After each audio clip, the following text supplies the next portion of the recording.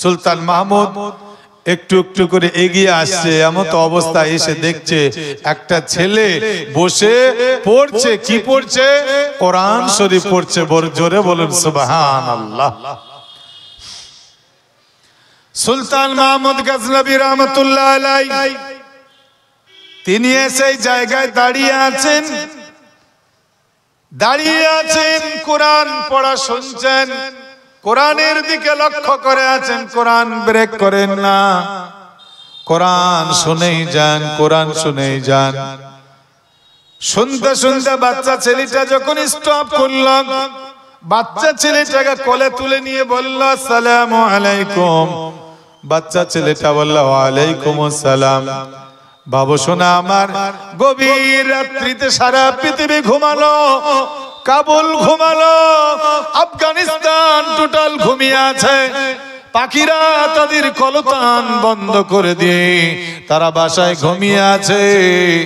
ও বাচ্চা ছেলে সোনা মানিক, তোমার কি বাড়ি নাই, ঘর নাই?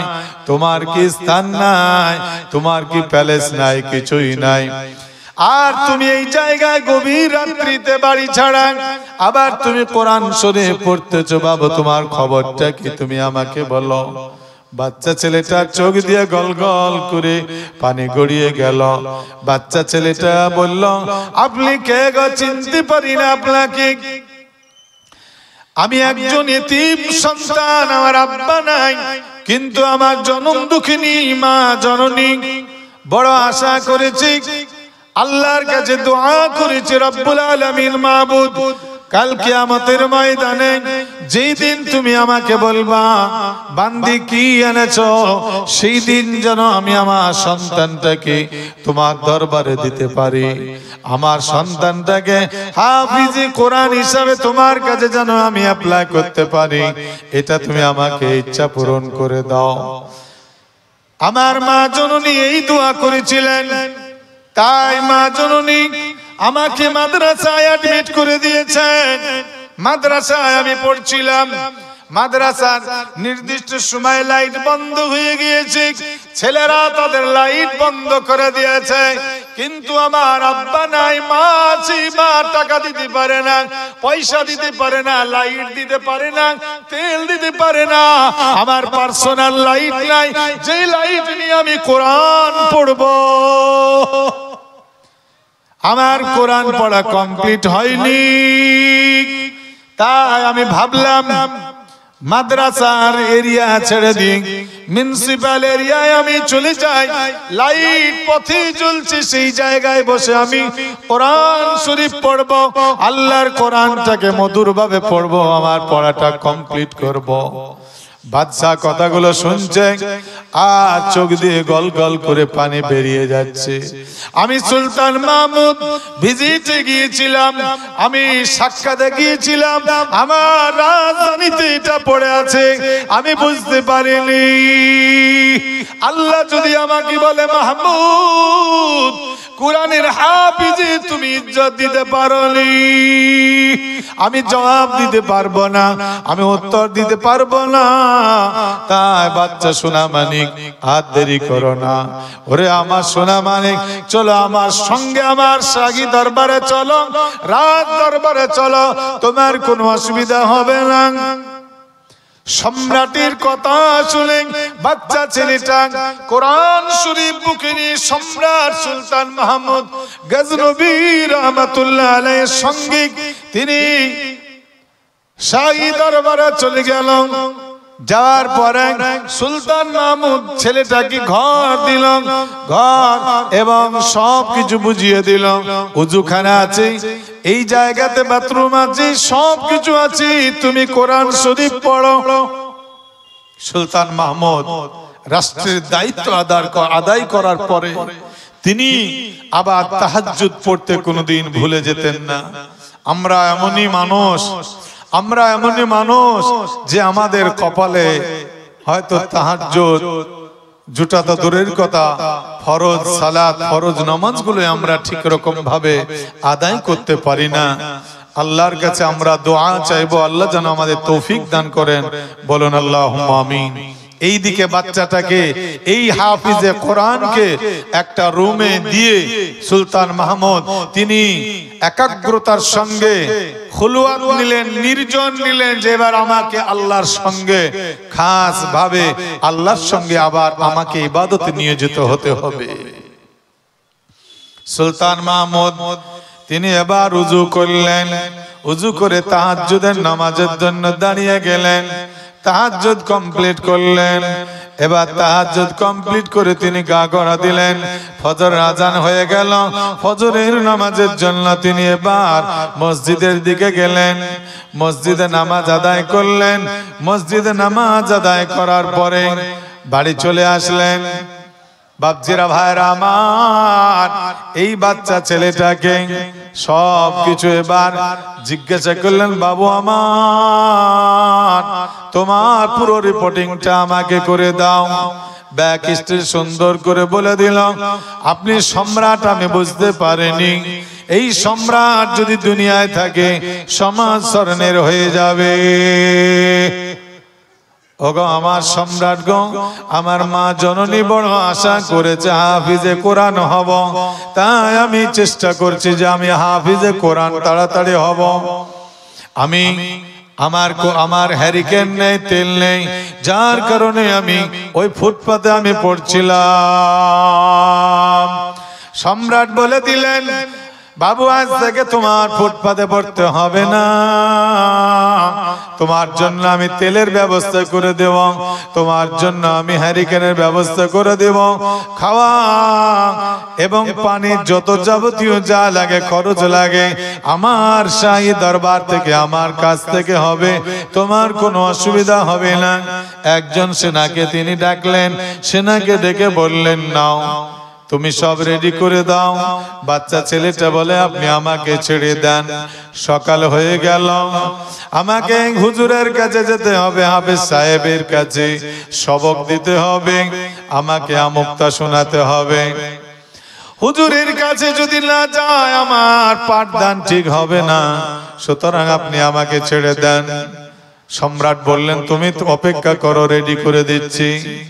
সেনাবাহিনীকে দিল, ঘোড়া দিল, সুন্দর করে ব্যবস্থাপনা করে দিল এবং তার জন্য গম চাল যাবতীয় যা লাগে সব কিছু দিল, তেল কেরোসিন এবং হ্যারিকেনের ব্যবস্থা করে দিল এবং বলে দিল, মাদ্রাসা সুপারের কাছ থেকে জেনে আনবা ছেলেটার জন্য যত খরচ হয় মাসিক খরচটা আমার কাছ থেকে নিয়ে যাবে।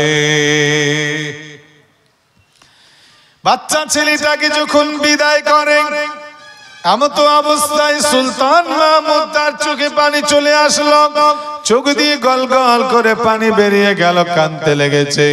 বাচ্চা ছেলেটা বলে, সম্রাট আপনি কেন কাঁদেন, চোখের পানি কেন আপনার পড়ে? সুলতান মাহমুদ বলছে যে, বাবু আমার দুইটা কোশ্চেন আমার অনেক দিন ধরে ভিতরে ঘোরাফেরা করে, এই কোশ্চেনের আমি অ্যান্সার পাইনি, যার কারণে আমার মনটা বড় খারাপ হয়ে গেছে।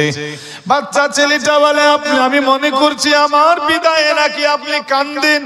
বলে, না তোমার বিদায় নয়, আমি তো ভালো কাজই করলাম, তোমার তো আমি খোঁজ নিতে পেরেছিলাম না, যতটুকু আল্লাহ করালেন আমার মনটা অনেকটা খুশি হয়েছে, যদি আমি না করতে পারতাম কিয়ামতের মাঠে হিসাব দিতে পারতাম না। বাপজিরা ভাইরা আমার, সুলতান মাহমুদ কে বাচ্চা ছেলেটা হাফিজে কোরআন বলে, কোশ্চেনটা কি, প্রশ্নটা কি? বাচ্চা ছেলেটাকে কত বড় মনে করেছে সুলতান মাহমুদ। সেই সুলতান মাহমুদ তিনি বলেন, বাবা সোনা মানিক, একদিন দুই দিন নয়, দীর্ঘ 12 বছর হয়ে গেল আমার ইবাদত বন্দেগী যথেষ্ট আমি করি, কিন্তু আমি আজ পর্যন্ত নবীজির দর্শন পেলাম না। আল্লাহর নবী বলেছেন, মান জারানি মান রানি ফিল মানামি ফাকাদ রানিল হক। যে ব্যক্তি আপনি আমাকে স্বপ্ন যোগে দেখলো, সেই ব্যক্তি সত্যি আমাকে দেখলো। আল্লাহর নবীকে যে সত্যিকারে দেখতে পায়, আল্লাহ রাব্বুল আলামিন তার জন্য জান্নাতের ব্যবস্থা করে দেন। তাই আমি নবীজিকে দেখার জন্য অনেক দিন ধরে আমি চেষ্টা করলাম, নবীজির জিয়ারত আমার নসিব হলো না। বাবা সোনা মানিক এতিম ছেলে তুমি, হাফিজে কোরআন, একটু দোয়া করে দিও আল্লাহ রাব্বুল আলামিন অতদিন পর্যন্ত কবরে যেন না নিয়ে যায় যতদিন নবীজির জিয়ারত না হবে। নবীজির জিয়ারত না হওয়া পর্যন্ত কবরে যেন না ডেকে নেয়। 2 নাম্বার হলো এই রাজধানীর কাজ বড় কঠিন। এই রাজধানী সামলাতে গিয়ে ইবাদতে অনেক কম হয়ে যায়। মনের মানুষ যদি আমি পেয়ে যেতাম, ওই মানুষটাকে আমি এটাকে হ্যান্ড ওভার করে দিতাম। ব্যবস্থা তুমি একটু করে দিও, দোয়া করো। সুলতান মাহমুদ এই প্রশ্ন বলে দিক, বাচ্চা ছেলেটাকে বিদায় করে দিল। বাচ্চা ছেলেটা এবার বিদায় হয়ে মাদ্রাসায় চলে গেল।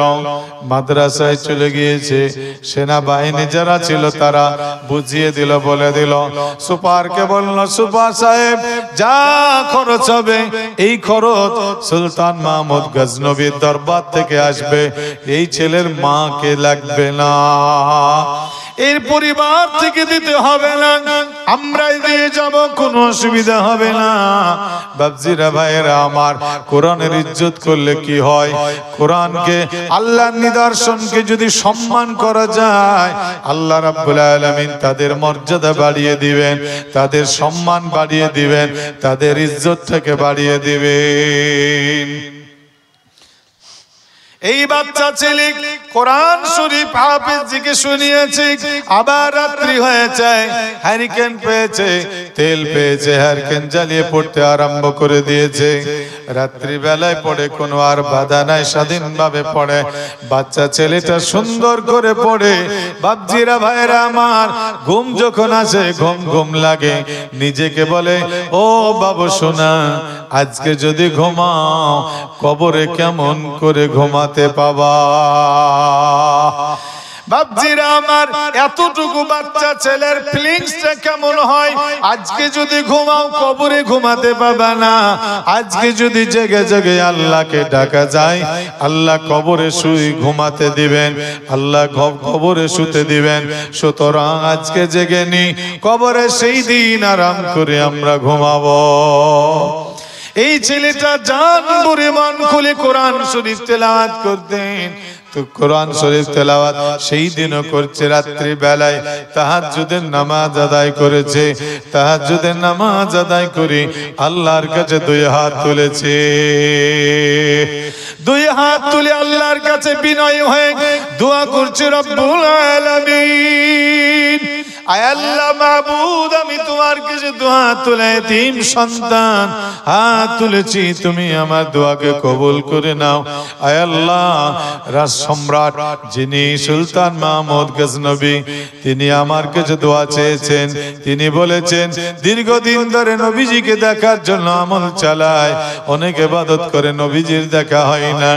রব্বুল আলামিন, কোরআন শরীফের যারা ইজ্জত করি, কোরআনের যারা ভালোবাসি, কোরআনের যারা সম্মান করি, আয় আল্লাহ তুমি তাদের সম্মান বাড়িয়ে দাও।